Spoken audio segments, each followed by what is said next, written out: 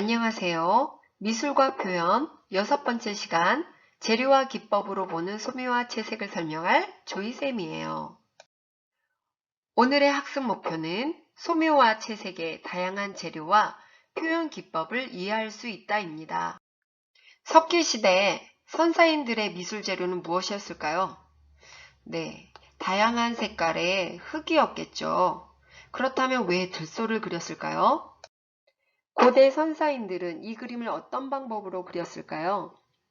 손의 바위라는 뜻의 리오핀투라스 암각화의 손은 광물에서 얻은 빨강, 검정, 하양의 안료를 벽면에 손을 대고 뿌리는 방식으로 그림을 그렸습니다. 그려진 손들의 모습을 보면 다 왼손입니다. 자, 그렇다면 여기서 우리가 유추할 수 있는 것은 바로 왼손을 대고 오른손으로 안료를 뿌렸다는 사실에 이 고대 선사인들은 오른손잡이였다는 것을 추측할 수가 있겠죠. 소묘의 재료와 특징 설명하겠습니다. 밀레에 들판에서 짐을 내리는 두 농부는 연필로 그림을 그려줬어요. 연필은 가장 일반적인 미술 재료이고 수정이 간편하며 명암 표현이 매우 쉽습니다. 목탄은 수채의 일종으로 연필보다 부드러운 질감과 명암 표현이 가능합니다.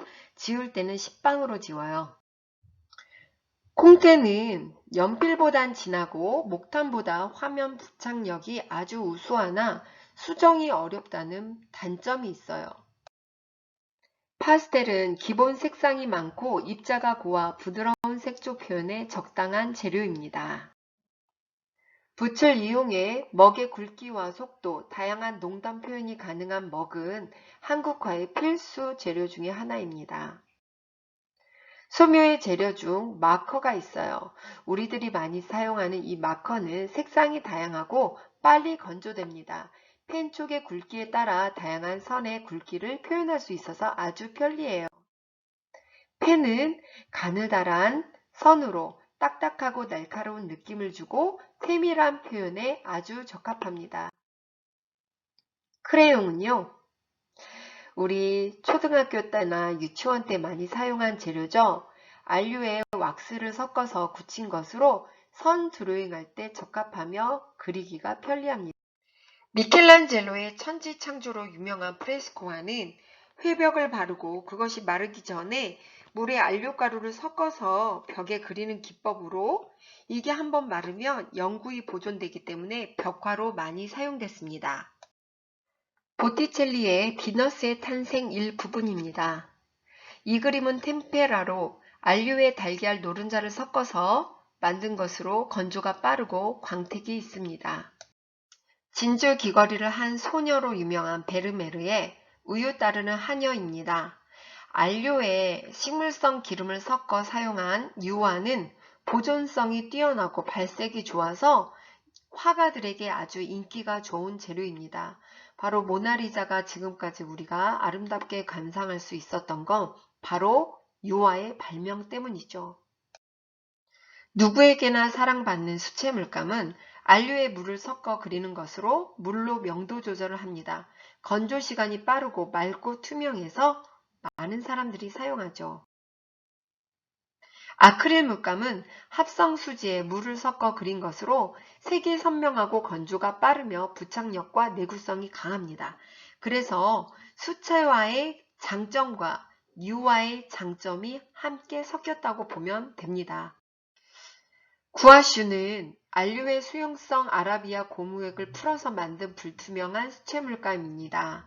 색조는 선명하나 유채 물감 같은 광택이 없어요.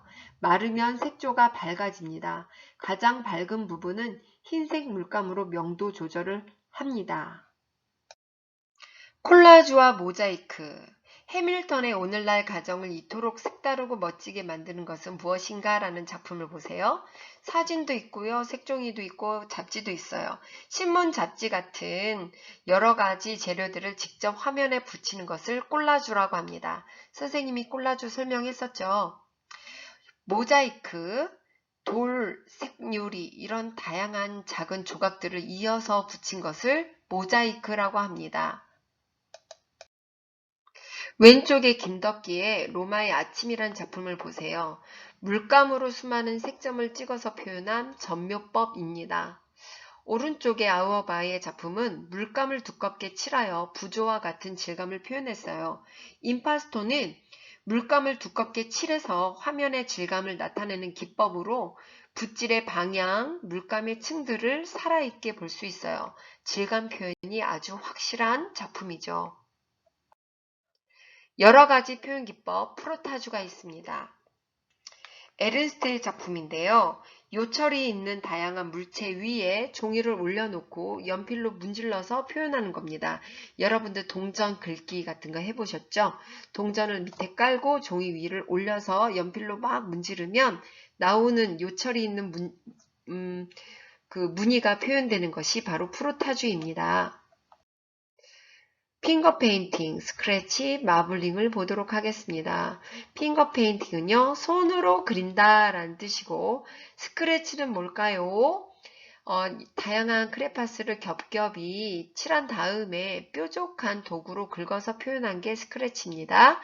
그리고 물감 위에 물 위에 유성물감을 떨어뜨려서 형상을 이렇게 막대기로 저은 다음에 떠내는 것이 마블링입니다. 이 마블링 고깃집에서 많이 들어봤죠. 그래서 이렇게 마블링이라는 것은 고기와 지방이 섞여 있는 모습을 마블링이라고 하잖아요. 이것도 미술 용어에서 탄생이 된 겁니다. 표현 기법 중에 가장 쉬운 기법이 아닐까 생각이 되는데요. 폰타나는 공간 개념이라는 작품에서 예쁘게 잘 발려진 물감 위에 마른 후 칼로 짝짝 찢어서 공간을 표현했어요. 2차원의 평면 위에 3차원의 공간을 표현했다 해서 공간주의라는 이름을 붙였고요. 이걸로 대략 스타덤에 오른 화가입니다. 학습 내용 정리하기입니다. 소묘는 선의 느낌을 살려 주로 단색으로 표현한 그림을 말해요.